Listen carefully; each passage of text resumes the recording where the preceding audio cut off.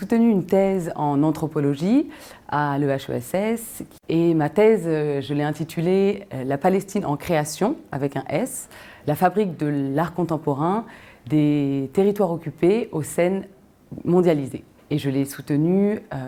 sous la direction de Franck Mermier. Le sujet de ma thèse portait sur les milieux de l'art contemporain en territoire palestinien occupé.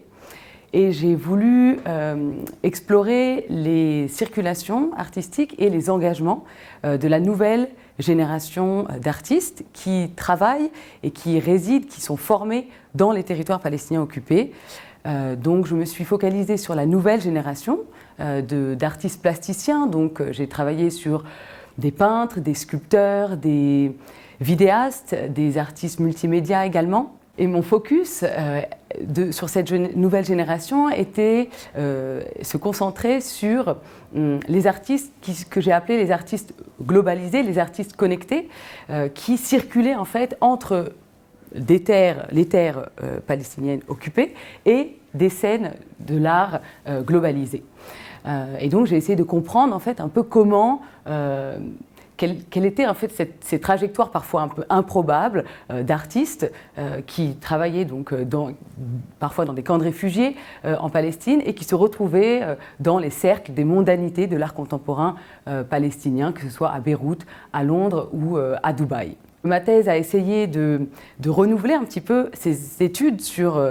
la Palestine et de changer aussi un petit peu le regard sur la question de l'engagement en Palestine, à savoir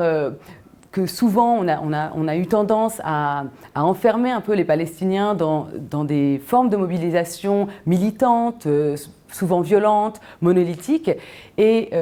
le prisme de l'engagement artistique et étudier les engagements artistiques par leur pratique m'a permis de révéler de nouvelles formes d'engagement, de nouvelles formes de mobilisation artistique que j'ai appelées dans ma thèse des engagements post-nationalistes qui ne sont plus uniquement focalisés ou concentrés sur le projet national, la question palestinienne, mais qui essayent justement de renouveler un petit peu le regard qu'on peut porter sur la Palestine en explorant d'autres champs qui sont fondés donc sur l'intime, sur la question